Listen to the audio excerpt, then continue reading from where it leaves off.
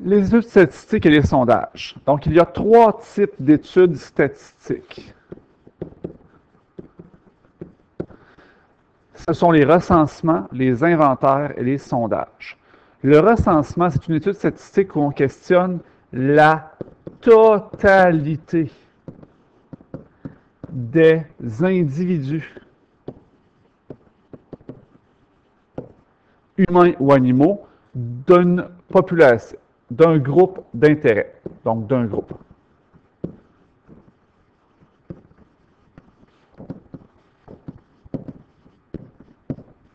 Ces derniers forment la population.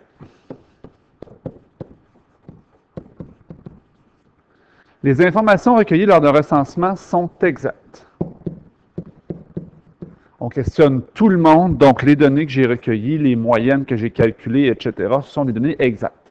Et comme les recensements sont longs à faire et surtout coûteux, il faut payer des statisticiens à plusieurs milliers de dollars par année pour faire les recensements. On en fait très rarement. Au Canada, par exemple, on en fait un à tous les 5 ans. Donc, à tous les 5 ans, tous les adultes au Canada reçoivent un questionnaire qui doit être rempli obligatoirement pour avoir des données très, très précises sur la population du Canada, ce qui permet au gouvernement de faire ses choix, ses programmes sociaux, etc., en fonction de la population. Donc, à retenir qu'un recensement, c'est la totalité des individus. Et là, faire attention au mot « on questionne » ici. Donc, quand je dis « on questionne », ça ne veut pas nécessairement dire qu'on questionne des animaux, parce que le recensement peut s'appliquer à des animaux. Si ce sont des animaux, bien, je vais prendre des données sur les animaux, par exemple, le nombre de chevreuils, leur taille, leur âge, etc.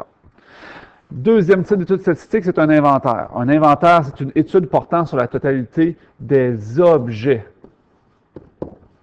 d'une série donnée ainsi que leurs caractéristiques.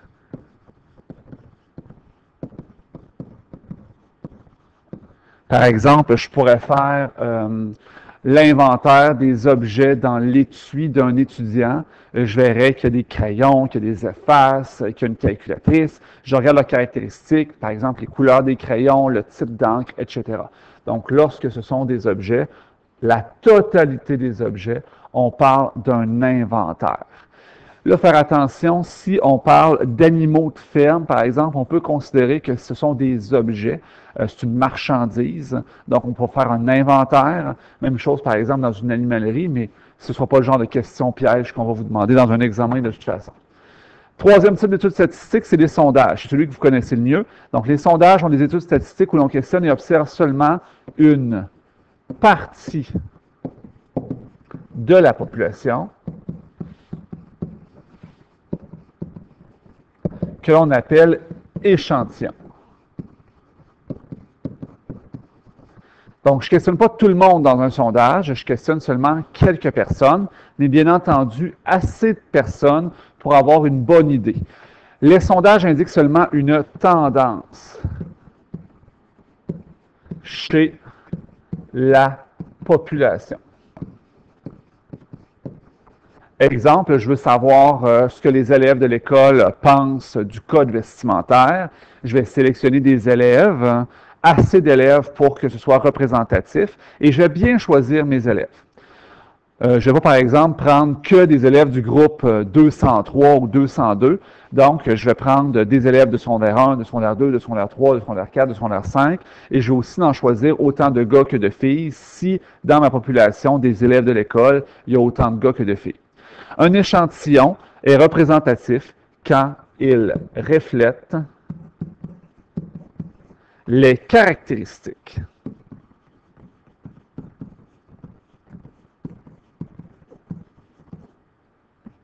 de la population. Donc, par exemple, si je veux savoir l'avis des élèves de l'école sur le jeu Fortnite, je ne vais pas choisir 5 élèves du groupe Apps. Par exemple, 5 gars du groupe Apps. Parce que je n'ai pas des gars et des filles, je n'ai que des secondaires 1 ou des secondaires 2, et ce ne sont que des élèves qui ont des intérêts pour les technologies. Donc, mon échantillon, il n'est pas représentatif. Un sondage à retenir, donc un sondage, c'est lorsqu'on questionne une partie de la population appelée échantillon. Ton sondage est un petit peu moins précis, mais il est beaucoup plus facile à faire. Hein? Donc, c'est pour ça qu'on choisit plus souvent les sondages. Donc, détermine le type d'étude dont il est question. La question A, on questionne 50 personnes à un arrêt d'autobus. Je présume qu'il y en avait plus que ça. Donc, on a fait un sondage.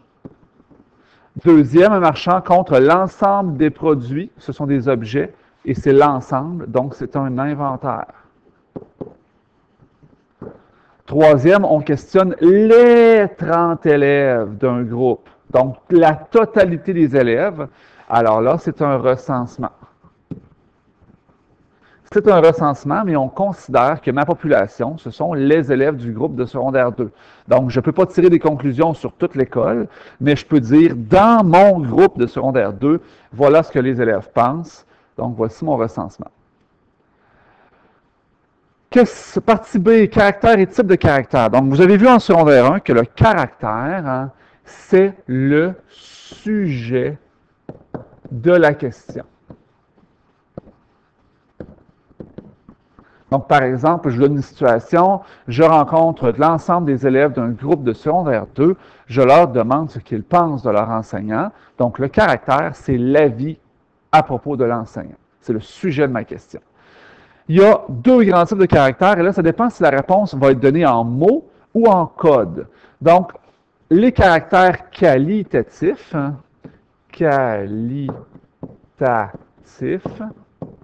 donc qualité, les réponses sont données en mots ou en code. Donc, par exemple, qualitatif, c'est en mots ou en code. Bien, quand c'est en mots, bien, la couleur des cheveux, les prénoms des enfants, des marques de voiture, ça, c'est des mots. Mais si je vous donne ton numéro de téléphone, ton numéro d'assurance maladie, ton numéro de casier, ça, ce sont des codes. Ce sont des nombres et des lettres, ou encore seulement des nombres, qui servent à identifier une personne. Par exemple, ton numéro de téléphone sert à t'identifier auprès des compagnies de téléphone et à te rejoindre, mais on ne peut pas faire des opérations, ça n'a pas de grandeur, ça ne s'additionne pas, ça ne se soustrait pas, c'est seulement pour identifier.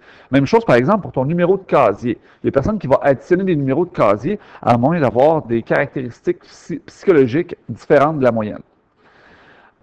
Les caractères qui ne sont pas qualitatifs sont quantitatifs. Et je vous fais remarquer qu'il n'y a rien qui ressemble plus à qualitatif que quantitatif. Donc, on écrit comme du monde. Quantitatif, ce sont des nombres. Donc, ça peut être des nombres entiers ou décimaux, donc des nombres d'enfants, nombres de voitures, etc. Ce qui est nouveau en secondaire 2, c'est que les caractères quantitatifs, eux, se subdivisent en deux types de caractères. Donc, les caractères quantitatifs se subdivisent en deux types. Le premier type, c'est les nombres naturels. On parle de caractères quantitatifs discrets. Donc, discrets, c'est des nombres naturels ou entiers, c'est-à-dire qu'il n'y a pas de décimale. Donc, par exemple, discret, ça pourrait être des nombres naturels comme le nombre de voitures que vous avez chez vous, votre âge, votre nombre d'animaux. Donc, si je te demande ton âge, tu vas me répondre 12, 13, 14 ans. Tu ne me répondras pas, j'ai 14 ans et demi. Je sais qu'à 2 ans, tu répondais 2 ans et demi, mais là, on n'est pas là. Donc, les adultes répondent des nombres entiers. Le nombre d'animaux chez vous, tu en as 2, 3, 4, 1, 0, ce sont des nombres entiers. Tu n'as pas 2,5 chats. Le 2,5 chat, je ne veux pas savoir ce que tu as fait avec. Si ce n'est pas discret, on parle de continu. Une façon de le retenir, ce n'est pas un super bon truc, là, ce sont des nombres qui continuent après la virgule, donc des nombres décimaux. Donc, si ça peut être continu, si ça peut être décimal, on parle de continu. Donc, ta taille, ça peut être un nombre décimal, ton poids, ton salaire, l'argent que tu as dans tes poches, la température, ça c'est continu. Ce sont des nombres qui peuvent être décimaux. Ce qui me donne en tout 3 types de caractères, dans le fond. J'ai le caractère qualitatif, et j'ai les caractères quantitatifs, discrets, et continu. Ce qui donne 3 types, qualitatif, quantitatif discret et quantitatif continu. Voici quelques exemples. Donc, détermine le caractère étudié ainsi que son type. Donc, combien êtes-vous d'enfants chez vous? Le caractère, c'est le nombre d'enfants. C'est un nombre entier, donc c'est quantitatif.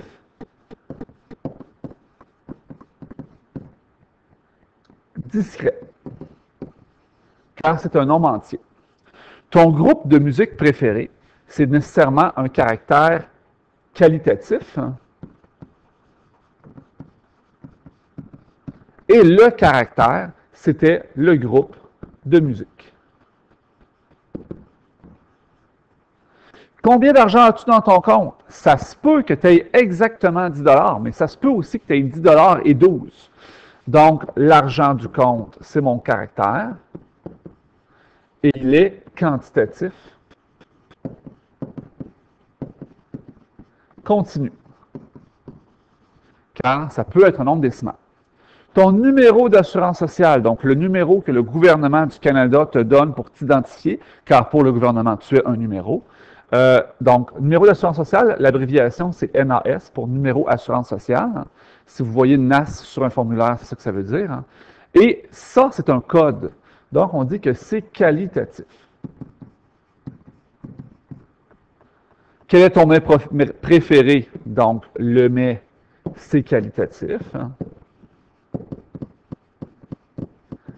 Donc, tu ne répondras pas un nombre à cette question-là. Et le numéro civique de ta maison. Donc, vous arrivez à un examen, le numéro civique, tu ne sais pas c'est quoi. À moins que ce soit dans tes notes de cours, on va pouvoir vous aider en vous disant ça dans d'autres mots. Le numéro civique de ta maison, c'est ton numéro de porte, donc qui permet d'identifier ta maison. Donc, on peut l'identifier numéro civique. C'est comme ton numéro de casier, ça permet seulement de retrouver ta maison. Imagine un quartier où les maisons seraient toutes pareilles. Donc, ça, c'est qualitatif, car c'est un code. Sur ta maison, ça pourrait être écrit « Maison de Sophie » ou « Maison de Roger ». Donc, c'est qualitatif. C'est pour l'identifier. Dernier bout, les méthodes d'échantillonnage. Donc, quand on a noté à la première page 82, que la méthode pour avoir un bon échantillon, il fallait que ça reflète les caractéristiques de la population. Eh bien, il faut bien choisir l'échantillon pour ça. Exemple, ce que tu faisais au primaire, ce n'était pas une bonne méthode d'échantillonnage. Donc, moi, je fais un sondage, je questionne mes parents puis mes amis. Ça, on appelle ça sans méthode. Questionner les gens qu'on croise, ceux qui viennent nous voir, nos amis, etc. Ça, ce n'est pas une bonne méthode. Pourquoi? Parce que quand on choisit des gens qui nous entourent ou des amis, bien, ils peuvent être portés à répondre des choses pour nous faire plaisir. Hein? Et la deuxième raison, c'est que on n'a pas une diversité d'opinions, une diversité d'horizons, par exemple. Une bonne méthode serait la méthode aléatoire. C'est la plus simple. Il faut que ce soit choisi strictement au hasard. Et là, quand je te demande la méthode, ne répond pas au hasard. Son nom, c'est méthode aléatoire. Mais au hasard, ça veut dire que quand je sélectionne les personnes, c'est par un tirage au sort. Donc, avec un système numérique, donc un ordinateur qui sélectionne des personnes au hasard, en lançant un dé, en pigeant des noms dans un chapeau. Si moi, je me promène dans la classe et je me dis, bon, ben, je vais vérifier au hasard si le devoir de certains élèves est fait et que je tombe par hasard sur Benoît, ben ça, c'est pas du hasard. J'ai choisi Benoît. Sans rancune, Benoît. On pige au hasard 1000 numéros de téléphone. Chaque numéro a la même probabilité d'être choisi. Donc, ça, c'est un exemple aléatoire.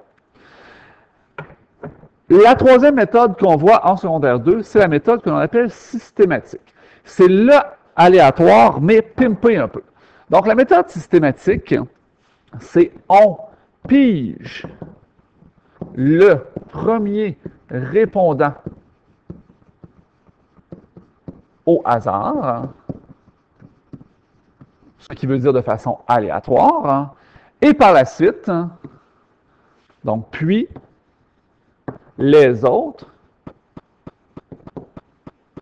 par bon, B-O-N-D-S, constant.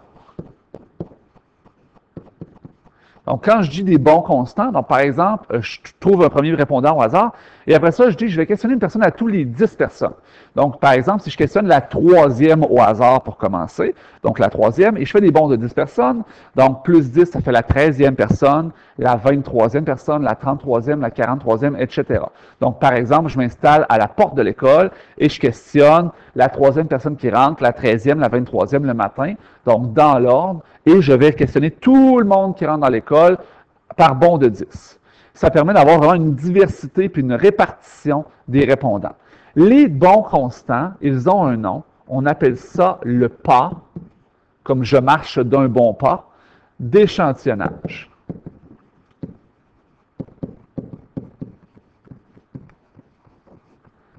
Donc, méthode systématique à retenir, puis après ça, on va se faire un exemple. Donc, premier répondant au hasard, puis les autres par bon constant.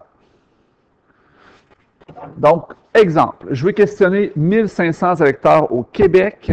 La population est de 8 millions, mais il y en a 5 600 000 qui ont le droit de vote. Première étape, je place les noms en ordre alphabétique, en ordre de numéro d'assurance maladie, de numéro d'assurance sociale. Je les place dans un certain ordre. Ensuite, je détermine le pas d'échantillonnage. Pour ce faire, je divise la population par la taille de l'échantillon. Ça, je pense que ce serait important de savoir que le pas d'échantillonnage, c'est en divisant la population par la taille de l'échantillon et qu'on arrondit à la baisse. Je vous dis pourquoi après. Donc, ici, j'ai 5 600 000. Donc, le pas, c'est 5 600 000 divisé par 1500.